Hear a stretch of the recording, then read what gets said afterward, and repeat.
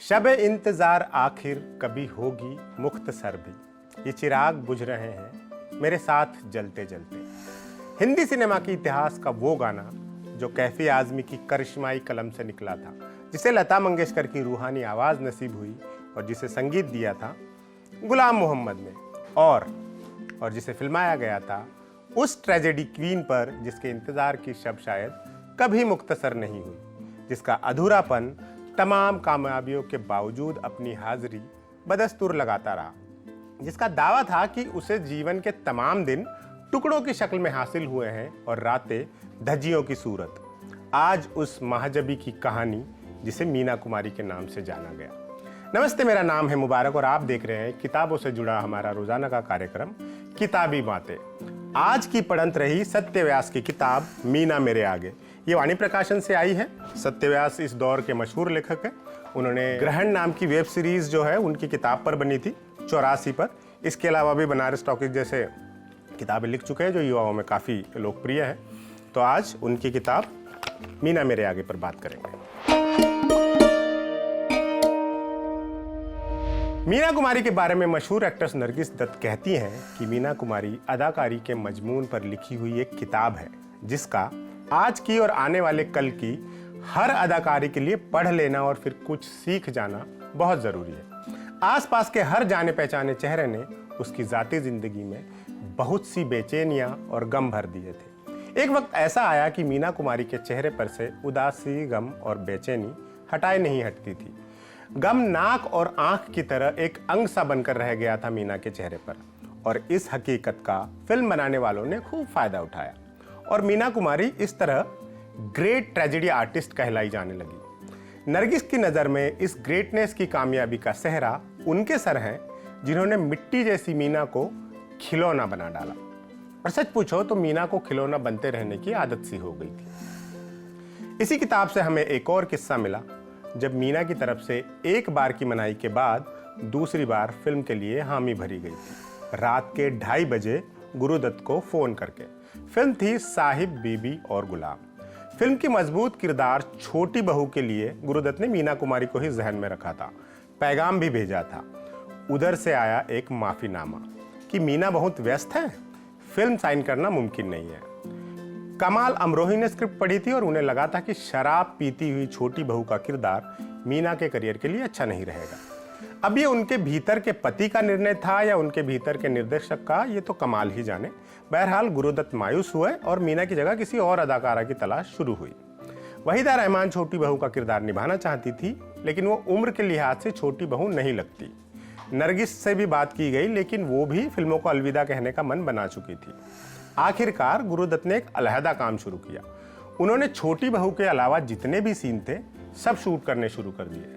जब बाकी का काम हो गया तो एक बार फिर से मीना कुमारी से राब्ता कायम किया। अब की मर्तबा मीना ने खुद स्क्रिप्ट पढ़ी और रात के 2:30 बजे फोन करके फिल्म के लिए हाँ कह दिया। आगे का सब इतिहास है। किताब में ही मीना के जीवन से जुड़े कुछ रोचक प्रसंग मिले हैं। मसलन मीना कुमारी को बासी रोटी बहुत ज़्यादा पसंद थी। हालांकि लोग उसे सेहत के हिसाब से अच्छा नहीं समझते, मगर क्योंकि बचपन की गरीबी की वजह से मीना को इसकी आदत पड़ी हुई थी, सो उन्हें बासी रोटी में चाव आता था, तसल्ली मिलती थी।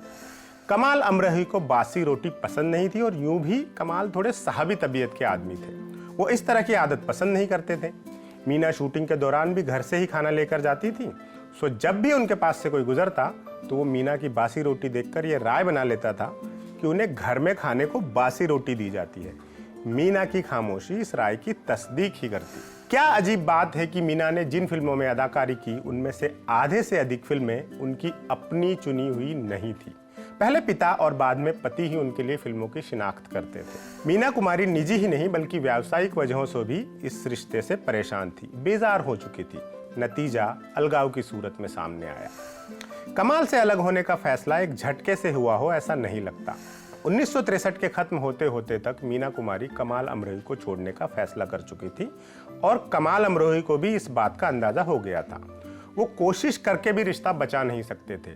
आपसी झगड़ों में इंसान जी भी जाए पर रिश्ता मर जाता है। वही हुआ और फिर वो दिन भी जल्दी ही आया जब सारे जज्बे टूट गए और सारे अहद बिसर गए और सारी बेड़ियां खुल गई। था अबस तर्क ताल्लुक का इरादा यूं भी, इश्क जिंदा नहीं रहता है ज्यादा यूं भी। सत्यव्यास की इस किताब से ही हमें एक कमाल की जानकारी मिली कि कमाल अमरोही की शर्तें न होती तो बिमल राय की देवदास में पार्वती के रोल में हम मीना कुमारी को ही देखते। दरअसल हुआ यह था कि मीना ने खुद ही इस रोल के लिए दिलचस्पी दिखाई थी। बिमल दा और कमाल अमरोही की मुलाकात भी हुई, लगभग सारी बातें तय हो गई थी। लेकिन फिल्म के सेट पर जाने से पहले एक नाटकीय घटना घटी। एक दिन बिमल रॉय के ऑफिस में कमाल के सेक्रेटरी ने आके कहा, देखिए कॉन्ट्रैक्ट की बात तो ठीक है, लेकिन मीना कुमारी हमारी 2 शर्तों पर ही फिल्म में काम करेंगी। एक ये कि हमारी आर्टिस्ट आउटडोर शूटिंग में कहीं नहीं जाएगी, और दूसरी शर्त ये कि मीना कुमारी की देह को कोई स्पर्श नहीं करेगा। विमल राय ये शर्तें सुनकर स्तब्ध रह गए। उन्होंने कहा, देखिए मेरी फिल्म की शूटिंग मुंबई में ही आर्य कॉलोनी के आसपास होगी, इसलिए आपकी पहली शर्त तो अपने आप खत्म हो गई। लेकिन जहां तक दूसरी शर्त की बात है, मैं इस पर गौर करने के बाद जवाब दूंगा। आपने अगर शर्त रखी है तो मुझे भी सोचने के लिए कुछ टाइम चाहिए। सेक्रेटरी के जाते ही बिमल दा गुस्से से भभक उठे और सामने बैठे असीत सेन से कहा, असीत देख, मैं झुकने वालों में से नहीं हूं। देवदास में हालांकि ऐसा कोई सीन नहीं है, फिर भी मैं क्यों उसकी शर्त मानूं? मैं किसी के दबाव में फिल्म नहीं बना सकता। इस तरह कमाल अमरोही की शर्तों की वजह से मीना कुमारी देवदास फिल्म करने से महरूम रहेगी, और फिर वो रोल कलकत्ता से सुचित्रा सेन को बुलाकर दिया गया।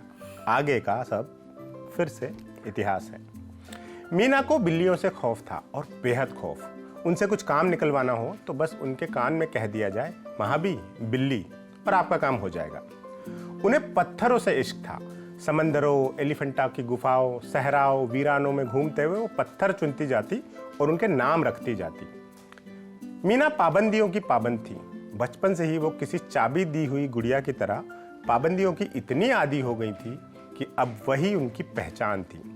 इतनी अभ्यस्त कि मुंबई की जानलेवा बारिश में भी सेट पर अकेली पहुंच जाती, फिर महसूस करती कि वो तो पहुंच गई, कोई और नहीं आया है।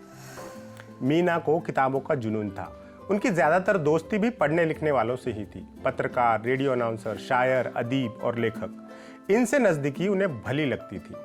उर्दू रिसालों की दुकान में किताबें खरीदते वक्त वो दुकानदार से कहकर दुकान का शटर गिरवा देती। उन्हें देर तक किताबें चुनना पसंद था। सत्यव्यास अपनी किताब में लिखते हैं, मीना को मौत से इश्क था। वो मौत से मिलने के लिए बहाने ढूंढती रहती थी। लाख वो खुद कहे कि वो मरना नहीं चाहती थी, लेकिन उनका आखिरी सच यही था। वो मौत से मोहब्बत करती थी और उससे ही मिलने के लिए तमाम उम्र तरह तरह के बहाने चुनती रही। ऐसा न होता तो मीना क्यों लिखती, ये नूर कैसा है, रात का सा रंग पहने, बर्फ की लाश है, रुसवाई का कफन पहने, हर एक कतरा मुकद्दस है मेरे आंसू का, हर एक मोड़ पर बस 2 ही नाम मिलते हैं, मौत कह लो जो मोहब्बत न कहने पाओ। मीना ने अपनी आखिरी ख्वाहिश भी जाहिर की थी। जब वह आखिरी बार तैयार होने बैठी तो खुद से तैयार हुई। थोड़ी देर कमरे में मौजूद एक एक चीज को निहारा और फिर अपनी बहन खुर्शीद से कहा, आपा इस दफा मैं वापस नहीं आने की, मेरे बाद इस कमरे को ताला लगा देना। मेरे मरने के बाद मुझे यहाँ एक दफा जरूर ले आना और फिर मुझे माँ बाबूजी की कब्र के सामने दफन कर देना। इंसान को आखिरी आस ऊपर वाले की ही होती है। अस्पताल में मीना की सांसें एक दफा हिचकियों में आई तो किसी ने आखिरी पुकार लगाई, खुदा के लिए कोई कहीं से आबे जमजम ले आए।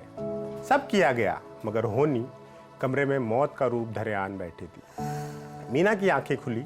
चंद पलों के लिए कमरे के हर कोने, हर चेहरे का जायजा लिया। एक बेनूर सी थकन आंखों में तारी हुई और फिर आंखें बंद हो गई, हमेशा के लिए। ठीक 3:25 पर मौत का फरिश्ता मीना कुमारी को अपने साथ लेकर चल दिया और छोड़ गया मिट्टी का वो शरीर जिस पर मौजूद लोग दहाड़े मारकर रो रहे। मीना चली गई, लेकिन उनका नाम, उनका काम और उनका मुकाम हिंदी सिनेमा के इतिहास में ता कयामत बना रहेगा। आज का किताबी बातें का एपिसोड यहीं खत्म करते हैं, जिसे लिखा था हमारे काबिल साथी दीपक ने। देखते रहिए दी लल्लन टॉक।